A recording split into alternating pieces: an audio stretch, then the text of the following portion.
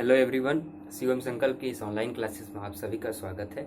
Dear students, हम लोग पढ़ रहे हैं अध्याय 2 और अध्याय 2 में हम लोग अभी तक एक डेरिवेशन किए थे जो क्या था, बिंदु आवेश के कारण इलेक्ट्रिक पोटेंशियल यानी विद्युत विभव। ठीक, तो ये हम लोगों ने किया था कल के क्लास में। तो आज हम करने जा रहे हैं वैद्युत द्विध्रुव के कारण विभव। अगर आप मेरे साथ लगातार जुड़े हुए हैं तो आपको याद होगा कि जब हम पहला चैप्टर पढ़ रहे थे तो वहाँ भी किए थे वैद्युत द्विध्रुव के बारे में चर्चा। वैद्युत द्विध्रुव क्या होता है इसके बारे में हम डीप स्टडी किए थे उस चैप्टर में, पहले चैप्टर में। और जिसके बाद हम लोग वैद्युत द्विध्रुव के कारण वैद्युत क्षेत्र की गणना कर रहे थे। ठीक, कितनी स्थितियों में किए थे? 3 स्थितियों में किए थे। कौन कौन सी? एक तो अक्षीय स्थिति में और निरक्षीय स्थिति में, और एक किए थे किसमें, किसी भी बिंदु पर। ठीक, किसकी गणना किए थे? वैद्युत क्षेत्र की। तो सेम इसी टाइप से अब इस चैप्टर में हम करने जा रहे हैं इस वैद्युत द्विध्रुव के कारण जो भी हमारा वैद्युत विभव होगा उसमें क्या बदलाव होगा, हम उसकी गणना करने जा रहे हैं। और यहाँ पे भी 3 कंडीशन बनेगा, सेम वही कंडीशन, अक्षीय, निरक्षीय और किसी भी बिंदु पे। तो अगर आपको उस पहले चैप्टर का डेरिवेशन याद होगा अच्छे से तो ये डेरिवेशन आप आसानी से कर ले जाएंगे, कोई भी दिक्कत नहीं जाएगी। तो चलिए हम क्लास को शुरू करते हैं। ठीक, तो सबसे पहले हम लेते हैं कंडीशन, कौन सी स्थिति में? वैद्युत द्विध्रुव के कारण अक्षीय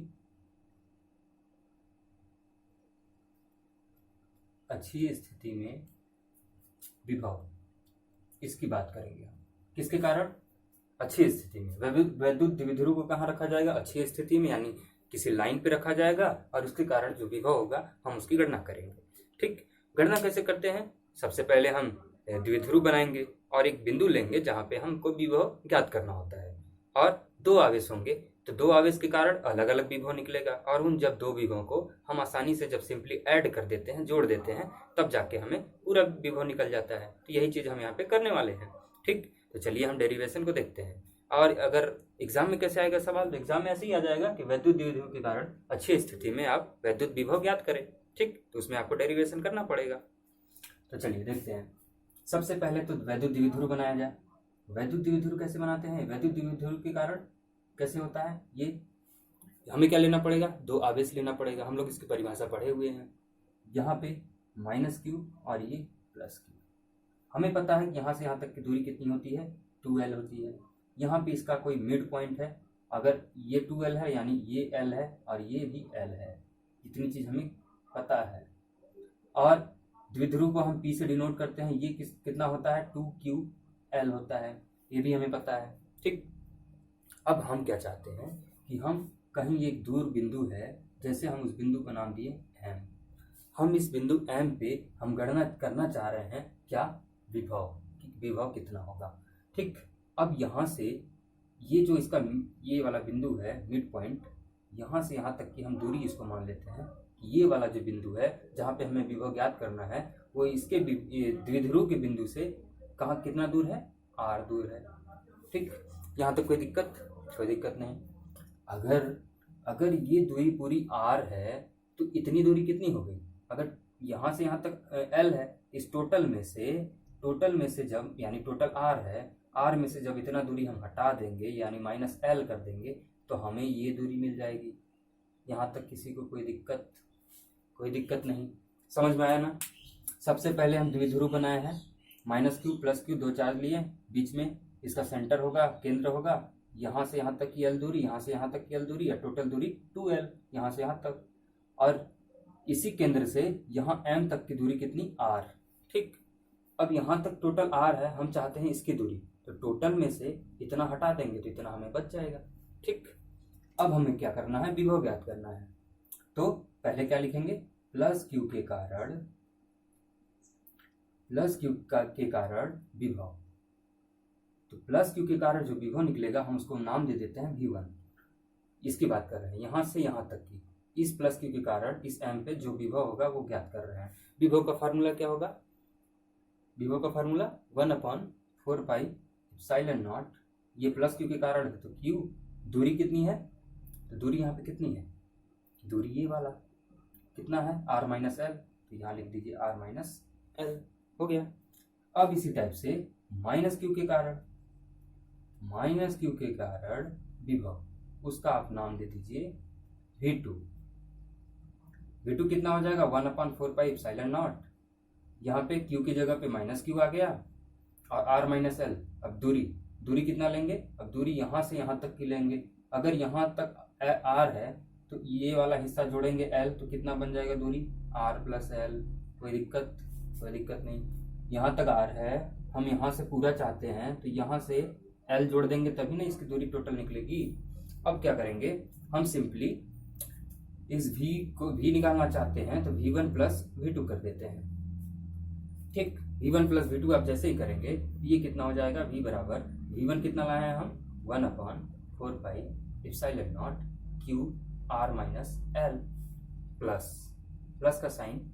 और फिर ये कितना आया है 1/4 epsilon not minus Q upon R plus L. इसको ध्यान दीजिए, यहाँ पे माइनस Q है, प्लस माइनस कितना हो जाता है, माइनस हो जाता है। अब जो कॉमन दिख रहा है आप बाहर ले लीजिए। यहाँ 1/4 एप्सिलॉन नॉट है, यहाँ भी है, तो 1/4 एप्सिलॉन नॉट को हम बाहर निकाल लिए। यहाँ भी Q है, यहाँ भी Q है, तो इसको भी हम बाहर ले लिए। अब अंदर क्या बचा, यहाँ बचा 1/R minus L, plus minus minus, और यहाँ क्या बचेगा 1/R प्लस एल। बस इसको अब हम सॉल्व कर देते हैं। तो चलिए अब इसको सॉल्व करते हैं। Q/4 एप्सिलॉन नॉट, इसको कैसे सॉल्व करेंगे, इसका मल्टीप्लाई इसके साथ R plus L minus R बन जा R minus L, minus minus plus L upon R minus L R plus L, इन दोनों का गुणा। ठीक, अब यहाँ पे हम देख रहे हैं a माइनस बी और a प्लस बी लग रहा है, तो इसका कितना हो जाएगा R square minus L square. अब यहाँ पे देखिए आर हो जाएगा कैंसिल, और एल कितना हो जाएगा L plus L, Q4 epsilon naught L plus L 2L, और ये कितना हो जाएगा R square minus L square. अब यहाँ पे हम मानेंगे कि R बहुत ही बड़ा है किससे, L से, या फिर ऐसा कह सकते हैं कि L बहुत छोटा है R से, तो हम इस L को नेग्लेक्ट कर देंगे, यानी जीरो कर देंगे। जैसे ही जीरो करेंगे, और 2QL कितना होता है, 2QL P होता है, यहाँ हम लिख सकते हैं ना P, इसके जगह पे Q2L की जगह पे 4 एप्सिलॉन नॉट, और जब L को नेग्लेक्ट कर दिया तो इधर कितना बचा 1/R स्क्वायर। तो ये जाके हमारा आंसर आ जाता है 1/4 एप्सिलॉन नॉट P/R स्क्वायर। ये हमें लाना था, ये आ गया यहाँ से। ये P कहाँ से आया है, Q2L, ये यहाँ से आया है, P बराबर 2QL होता है, इसकी जगह पे हमने P लिख दिया।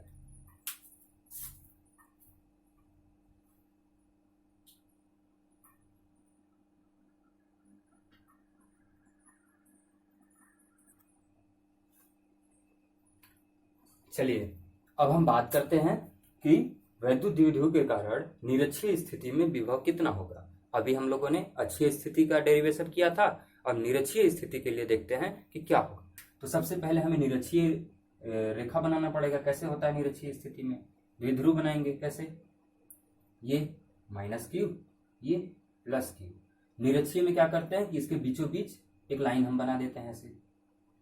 ठीक, यहां से यहां तक की दूरी कितनी है, L है, यहां से यहां तक की दूरी कितनी है, L है, और यहाँ पे हम कोई पॉइंट लेते हैं, मान लीजिए M, जहां पे हमें विभव ज्ञात करना है।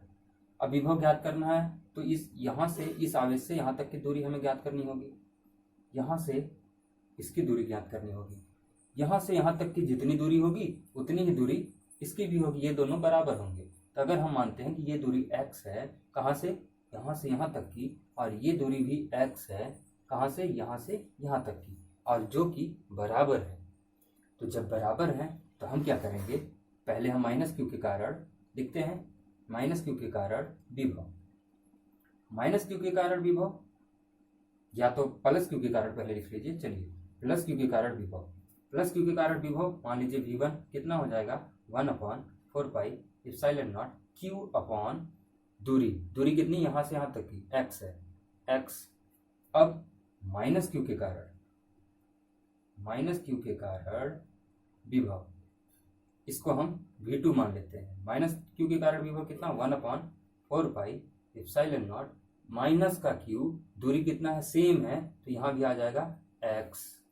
अब आप जब v बराबर v1 प्लस v2 करेंगे तो आप देखेंगे 1/4πε0 q/x जो कि सेम है और यहाँ पे माइनस बना लेगा। कैसे माइनस बनाएगा, यहाँ प्लस है लेकिन प्लस माइनस माइनस, क्योंकि यहाँ पे माइनस है ये सेम राशि हो जाएगा 4πε0 q/x। ठीक, ये आ जाता है हमारा 0। तो निरक्षीय स्थिति में विभव कितना आएगा 0 आता है। ठीक, ये हमारा छोटा सा डेरिवेशन है इसका, इसको नोट कर लीजिए आप लोग।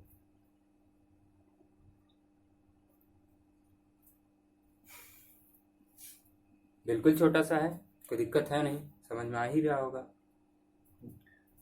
अब बढ़ते हैं आगे। अब एक डेरिवेशन और देखते हैं इसी क्रम में, फिर क्लास को समाप्त करते हैं।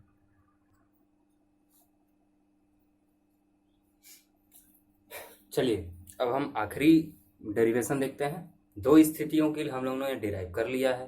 अब तीसरी स्थिति क्या है कि वैद्युत द्विध्रुव के कारण किसी भी बिंदु पर विभव। ठीक, किसी भी बिंदु पे विभव ज्ञात करना है तो चलिए हम इसका डायग्राम बनाते हैं। पहले सबसे पहले हम क्या करेंगे, इसका हमें द्विध्रुव बनाना पड़ेगा। तो सबसे पहले चलिए ये हो गया हमारा द्विध्रुव, -q + q। इस पॉइंट का हमने नाम दिया A और इस पॉइंट का हमने नाम दिया B। कोई दिक्कत?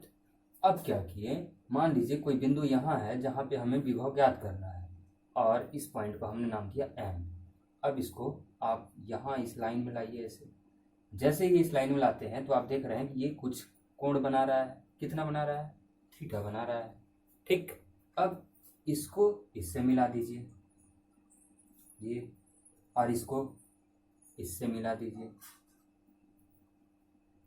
ठीक, ए से, और इसका नाम दे दीजिए, यहाँ पे कोई बिंदु है C। ठीक, यहाँ तक कोई दिक्कत नहीं ना। अब क्या करना है, अब सेम वैसे ही करेंगे कि +q के कारण विभव और -q के कारण विभव। यहाँ पे थोड़ी सी कॉन्सेप्ट लगानी पड़ेंगी तो थोड़ा सा ध्यान दीजिएगा। ठीक, चलिए हम लिखते हैं +q के कारण विभव। +q के कारण विभव कितना, v1। ठीक, v1 मान लेते हैं, कितना हो जाएगा 1/4πε0 q/ दूरी क्या लेंगे, इसके कारण दे रहे हैं तो हम इसको मान ले रहे हैं कितनी दूरी है ये mb। दूरी देख रहे हैं कि यहाँ पे सिमिलर नहीं होगा, अलग अलग होगा, अभी हम उसकी चर्चा करेंगे। फिलहाल इतना जानिए कि इसकी दूरी टोटल कितनी है, r है। c और m तक की दूरी कितनी है, r है। और ये कितनी दूरी है, a वाली l, और ये वाली दूरी कितनी है l। ठीक, ये दूरी हमें अभी ज्ञात नहीं है तो हम अभी नहीं लिखते हैं। तो हमने कितना लिखा mb। सेम उसी टाइप से -q के कारण विभव। ये v2 बराबर कितना हो जाएगा 1/4πε0 -q। दूरी कितना लिखेंगे, यहाँ से यहाँ तक की हमें ज्ञात नहीं है तो हम लिख देते हैं am। कोई दिक्कत, यहाँ तक कोई दिक्कत नहीं ना। ठीक, अब मुद्दा क्या है, अब मुद्दा ये है कि हमें ये दूरियां ज्ञात करनी है। ठीक, तो चलिए इन दूरियों को हम ज्ञात करते हैं। अब इन दूरियों को ज्ञात करने के लिए आप थोड़ा सा कॉन्सेप्ट समझिए। मान लीजिए ये दो लाइन है। ठीक, ये दो लाइन है, यहाँ पे हम थोड़ा सा ज्यामिति आपको समझाना चाह रहे हैं। ये दो लाइन है, अगर मैं आपसे बोलूं कि इन दोनों लाइनों का डिफरेंस कितना है, अंतर कितना है इनके लंबाइयों में, इन दोनों लाइनों के लंबाइयों में अंतर कितना है, आप मुझे बताइए ज्ञात करके। तो आप क्या करेंगे कि पहले इस लाइन को मापेंगे, फिर इस लाइन को मापेंगे, फिर इसकी लंबाई और इसकी लंबाई दोनों में अंतर निकाल के बता देंगे कि सर इतने सेंटीमीटर का ये अंतर है। ठीक, सही है, लेकिन ज्यामिति में एक नियम और है। वो नियम क्या कहता है कि आप पूरे दोनों लाइनों का माप मत मापिए, आप सिंपली क्या कीजिए, यहाँ से एक परपेंडिकुलर बना दीजिए, एक लंब बनाइए, और ये जो वाला हिस्सा बन गया यही क्या हो जाएगा, उन दोनों लाइनों का अंतर हो जाएगा। और अंतर तो होगा ही होगा, और साथ में एक चीज ये भी है, ये दोनों लाइनें आपस में क्या हो जाती हैं, बराबर हो जाती है। ये हमारी ज्यामिति कहती है। ठीक, अब इसी कॉन्सेप्ट का यूज हम यहाँ करेंगे। ठीक, कैसे करेंगे, क्या बनाएंगे, लंब बनाएंगे। अरे लंब बनाएंगे। तो यहाँ से हम इसको, इस लाइन को धीरे धीरे इधर लाते हैं और इसको इधर मिला के, तो ये क्या बना लिए, हम लंब बना लिए। ठीक, इसको हम नाम दे दिए डी। अब यहाँ से बी से भी हम एक लंब इधर बना लेते हैं, ये, इसको हम नाम दे देते हैं एफ। कंफ्यूज मत होइएगा, ये आर क्या है, आर दूरी है। ठीक, ये एफ बिंदु का नाम है। ठीक, तो यहाँ लंब बना लिए, यहाँ लंब बना लिए, ये थीटा है। हमें क्या ज्ञात करना था, एम बी। तो जैसा अभी हम बोले आपसे, ये एम बी, ये क्या होगा, ये वाली लाइन जो एम बी है ये बराबर होगा किसके, ये वाली लाइन बराबर होगा एम एफ के, इतने के। क्योंकि अभी बताया था ना मैं कि वो दो, हमारी ज्यामिति क्या कहती है कि वो दोनों लाइनें आपस में बराबर भी होंगी। ठीक, तो ये वाली लाइन जो एम बी है, इसको हम मानेंगे ये लगभग किसके बराबर है, एम एफ के बराबर है। ठीक, अगर ये एम एफ के बराबर है और एम एफ की दूरी कितनी है, एम एफ की दूरी हमें पाना है तो क्या करना पड़ेगा, एम सी, यहां से यहां तक में से एम सी में से माइनस करना पड़ेगा कितना, एम सी में से कितना माइनस करना पड़ेगा, सी एफ। ठीक, या तो एफ सी, मतलब इतना माइनस करेंगे तभी तो आएगा, एम सी में से सी एफ माइनस करेंगे तब ये दूरी आ जाएगी। ठीक, अब एम सी कितना है, एम सी है आर, एम सी कितना है, आर है, minus C F, C F, ये दूरी कैसे आएगी, तो ये दूरी आएगी डियर स्टूडेंट्स, यहाँ पे हम लगाएंगे कॉस थीटा। कॉस थीटा क्या होता है, कॉस थीटा आधार बटे लंब। तो आधार बटे लंब वाला जब आप नियम लगाएंगे तो ये दूरी आ जाएगा आपका एल कॉस थीटा। कितना आ जाएगा, एल कॉस थीटा। ये एल है, यहाँ पे थीटा बन रहा था। ठीक, और ये दूरी सी एफ के बराबर कितना आया, एल कॉस थीटा। ये कहाँ से आया है, कॉस थीटा बराबर आपको पता है ना, कॉस थीटा बराबर कितना होता है, बी अपॉन एच, आधार बटे कर्ण। ठीक, आधार बटे कर्ण होता है, तो यहाँ से आया है ये। ठीक, अब इसको मैं एक्सप्लेन नहीं कर रहा हूँ, पिछले चैप्टर में बहुत एक्सप्लेन किया हूँ।